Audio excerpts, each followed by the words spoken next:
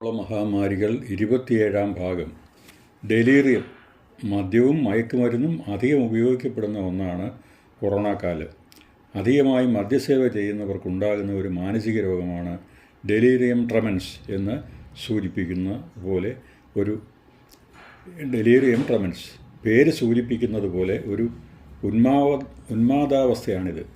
കലശലായാൽ സമനില നഷ്ടപ്പെടുകയും അർത്ഥമില്ലാതെ സംസാരിക്കുകയും വിറയലും ഹലൂസിനേഷനും ഡെലൂഷനും അക്രമാസക്തിയും ഒക്കെ ഉണ്ടാകും. ജുവനൈൽ ഡെലിങ്ക്വൻസി. 18 വയസ്സിന് താഴെയുള്ളവർ നിരന്തരമായി സാമൂഹ്യവിരുദ്ധവും നിയമവിരുദ്ധവുമായ കുറ്റകൃത്യങ്ങൾ അറിഞ്ഞുകൊണ്ട് തന്നെ ചെയ്യുന്നതിനെയാണ് ജുവനൈൽ ഡെലിങ്ക്വൻസി എന്ന് പറയുന്നത്. ഇവർ തിരുത്തലിന് വശംവദരല്ല എന്നതാണ് പ്രശ്നം. ആൺകുട്ടികളാണ് ഇക്കൂട്ടരിൽ അധികവും. എന്നാൽ ആധുനിക സമൂഹത്തിൽ പെൺകുട്ടികളും ഈ പ്രവണതയിൽ ഏർപ്പെടുന്നതായിട്ട് കാണുന്നുണ്ട്. സാമൂഹ്യ ഡിജിറ്റൽ മാധ്യമങ്ങളുടെ അതിപ്രസരവും സ്വാതന്ത്ര്യവും ഇതിനുള്ള കാരണമായി കരുതാം. എന്നാൽ പേരൻറ്റിംഗ് പ്രശ്നങ്ങളാണ് ജുവനൈൽ ഡെലിങ്ക്വൻസിയുടെ അടിസ്ഥാനപരമായ കാരണം.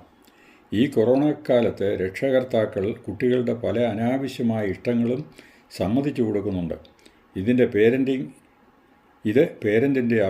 പേരൻറ്റിങ്ങിൻ്റെ അപാകതയാണല്ലോ.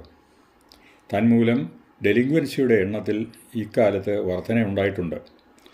മാനസികാരോഗ്യം ഏതോ ഒരു ലോകത്ത് എന്ന എൻ്റെ പുസ്തകങ്ങളിൽ ഡെലിങ്ക്വൻസിയെപ്പറ്റി കൂടുതൽ വിവരിച്ചിട്ടുണ്ട്. ഭീതിരോഗം. എന്തിനേയും ഏതിനേയും അമിതമായി ഭയപ്പെടുന്ന ഒരവസ്ഥയാണിത്. ഇത് ഒരു ഫോബിയയാണ്. ഇങ്ങനെയുള്ളവർ എന്തു ചെയ്യുന്നതിനും മടി കാണിക്കില്ല. തീയെ, വെള്ളം, ഒരു സംഭവം, ഒരു സന്ദർഭം, ഒരു വ്യക്തി, മൃഗങ്ങൾ, ഒരു യാത്ര, ഇങ്ങനെ എന്തും ഓർക്കുമ്പോൾ തന്നെ ഇവർക്ക് ഭയമാണ്.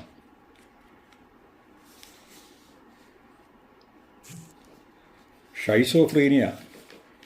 സമൂഹത്തിൽ നിന്ന് ദീർഘകാലം അകന്നു കഴിയുന്ന സാഹചര്യമാണല്ലോ കോവിഡ് കാലം. അങ്ങനെയുള്ളപ്പോൾ ഷൈസോഫ്രീനിയ പോലെ ഗുരുതരമായ മാനസിക രോഗമുള്ളവർക്ക് രോഗലക്ഷണങ്ങൾ കലശലാകും. മമതയില്ലാഴിക, പിണക്കം, തെറ്റിദ്ധാരണ തുടങ്ങിയ വൈകാരിക ഭാവങ്ങൾ വർദ്ധിക്കും. ആളുകളോട് കൂടുതൽ അകലും. രോഗം മൂർച്ഛിക്കുമ്പോൾ ഉറക്കമില്ലായ്മ, തെറ്റായ പെരുമാറ്റ രീതി, ആഹാരവിരോധം, വിദ്വേഷ സ്വഭാവം എന്നിവ കണ്ടു തുടങ്ങും. ഷൈസോഫ്രീനിയ കൂടുതലുണ്ടാകുന്ന പ്രായം യൗവനമാണ്. 40 വയസ്സിനുള്ളിൽ അധികം രോഗലക്ഷണങ്ങളും പ്രത്യക്ഷപ്പെടും. ഈ കാലഘട്ടമാണല്ലോ മനുഷ്യൻ പ്രവർത്തനനിരതനാകേണ്ട പ്രായം. രോഗം ചികിത്സിച്ച് ഭേദമാക്കിയാൽ തന്നെ ഷൈസോഫ്രീനിയയുടെ ബൗദ്ധിക വൈകല്യങ്ങൾ അവശേഷിക്കും. പോഷകാഹാരക്കുറവ്. വീടുകളിൽ അടച്ചുപൂട്ടിക്കിടക്കുന്ന ഇക്കാലത്ത് പല സ്ഥലങ്ങളിലും ആഹാര ലഭ്യത കുറവാണ്. പണം കയ്യിലുണ്ടെങ്കിലും വീട്ടിലുള്ള ആഹാര സാധനങ്ങൾ തീർന്നു പോയാൽ കോവിഡ് ഭീതി മൂലം വഴിയിലിറങ്ങി അവ വാങ്ങാൻ പോലും പലർക്കും കഴിയുന്നില്ല. ആദിവാസി മേഖലകളിലും മറ്റും സ്ഥലങ്ങളിലും വഴികളുടെയും വാഹനങ്ങളുടെയും ദൗർലഭ്യം ഈ പ്രശ്നം ഗുരുതരമാക്കിയിട്ടുണ്ട്. തന്മൂലം ക്വാഷിയോർക്കർ, മരാസ്മസ്, സൈക്കോസോഷ്യൽ ഡ്വാർഫിസം എന്നിവ ഇക്കാലത്ത് കുട്ടികൾക്കും മുതിർന്നവർക്കും ഈ പ്രശ്നങ്ങൾ വർദ്ധിച്ചിട്ടുണ്ട്. ഇക്കാര്യം സർക്കാരുകളുടെ സജീവ പരിഗണന ആവശ്യമുള്ള ഒന്നാണ്. പോഷകാഹാരക്കുറവ് മൂലമുണ്ടാകുന്ന ക്വാഷിയോർക്കറിനും മറ്റും മാനസിക പ്രശ്നങ്ങളും ഉണ്ടാകാം. ഈ കുട്ടികൾ സമൂഹത്തിൽ നിന്നും കുടുംബത്തിൽ നിന്നും പോലും ഒറ്റപ്പെട്ടു പോയെന്ന് വന്നേക്കാം. പലതരം ആശുപത്രികൾ. കോവിഡ് ചികിത്സ മാത്രം ചെയ്യുന്ന കോവിഡ് രോഗികളെ പ്രവേശിപ്പിക്കാത്ത ആശുപത്രികളുമുണ്ട്. ഈ കാലത്ത് ഹൈടെക് ആശുപത്രികൾ പോലും ഇത്തരത്തിലുള്ള വിവേചനം കാണിക്കുന്നു. ഇത് പലരെയും ബുദ്ധിമുട്ടിലാക്കി.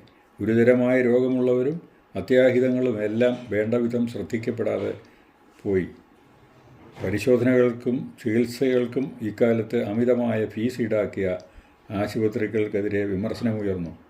ഇതൊരു പ്രത്യേക മാനസികാവസ്ഥയിലേക്ക് ജനങ്ങളെ കൊണ്ടുചെന്ന് എത്തിച്ചു. നിസ്വാർത്ഥ സേവനമനുഷ്ഠിക്കുന്ന ആശുപത്രികൾക്കും ആരോഗ്യ പ്രവർത്തകർക്കും ഈ സാഹചര്യം പല തടസ്സങ്ങളും സൃഷ്ടിച്ചു. സ്ത്രീകളുടെ നൂറ്റാണ്ട്. സ്ത്രീ ശാക്തീകരണം 21-ാം നൂറ്റാണ്ടിൻ്റെ സംഭാവനയാണ്. ഒരു മഹത് വ്യക്തിയുടെ നേട്ടങ്ങൾക്ക് പിന്നിൽ അയാളുടെ വാമഭാഗമാണെന്ന് നാം പലപ്പോഴും കേൾക്കുന്ന ഒന്നാണ്. എന്നാൽ ഇന്ന് നേരെ മറിച്ചാണ്. നേട്ടങ്ങൾ കൈവരിക്കുന്നത് സ്ത്രീകളാണ്. പുരുഷന്മാർ പലപ്പോഴും അലസരാണ്. അതുകൊണ്ട് ഒരു മഹതിയുടെ പിന്നിലുള്ള ശക്തി അവളുടെ പുരുഷനാണെന്നതാണ് ഇന്നത്തെ അവസ്ഥ. പുരുഷനെ വീട്ടിലിരുത്തിയിട്ട് സ്ത്രീ ജോലിക്ക് പോവുക, ഗൃഹഭരണം സ്ത്രീ കൈയടക്കുക, ഭർത്താവ് വെറുമൊരു അലങ്കാര വസ്തുവായി വീട്ടിൽ കഴിയുക, വീട്ടുജോലികൾ മുഴുവൻ ചെയ്യേണ്ടി വരിക എന്നതൊക്കെ നാം ഇന്ന് സർവ്വസാധാരണമായി കാണുന്നുണ്ട്. കോവിഡ് കാലം നീണ്ടുപോയാൽ ഇതൊരു പ്രത്യേക മാനസിക അവസ്ഥയിലേക്ക് നമ്മെ കൊണ്ടുചെന്നെത്തിക്കാൻ സാധ്യതയുണ്ട്. ഭർത്താവിനെ നോക്കാൻ ഡേ കെയർ സെൻ്ററിലാക്കിയിട്ട് ഭാര്യ ജോലിക്ക് പോകുന്ന കാലവും വിദൂരമല്ല. സ്റ്റാർട്ടപ്പുകൾ കോവിഡ് കാലത്ത് യുവജനങ്ങളുടെയും കുട്ടികളുടെയും ക്രിയാത്മകത വർദ്ധിച്ചിട്ടുണ്ടെന്ന് നേരത്തെ പറഞ്ഞല്ലോ. അക്കൂട്ടത്തിൽ ഒന്നാണ് സ്റ്റാർട്ടപ്പുകൾ. ഇത് യുവ ബുദ്ധിജീവികളുടെ സംരംഭമാണ്. പലതരം സ്റ്റാർട്ടപ്പുകൾ ഉണ്ടെങ്കിലും അവയിൽ ഓൺലൈൻ സംരംഭങ്ങളാണ് ഏറ്റവും പുതിയത്. എല്ലാം തന്നെ മനുഷ്യനെ പുരോഗതിയിലേക്ക് നയിക്കുന്നവയാണ്.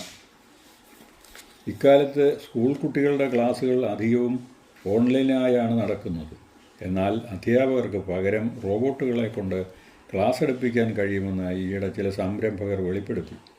റോബോട്ട് ഗുരു എന്ന് വിശേഷിക്കപ്പെടുന്ന ഈ അധ്യാപകർ ഭംഗിയായി ക്ലാസ് എടുക്കുന്നുണ്ട് എന്ന് തെളിയിക്കപ്പെട്ടു. എന്നാൽ കുട്ടികൾ ചോദിക്കുന്ന സംശയങ്ങൾ എല്ലാത്തിനും മറുപടി പറയണമെങ്കിൽ റോബോട്ടിന് കഴിയുന്നില്ല. വിഷമമുള്ള ഗുരുവിനോട് ചോദിച്ചറിഞ്ഞതിന് ശേഷം കുട്ടികളോട് പറയും.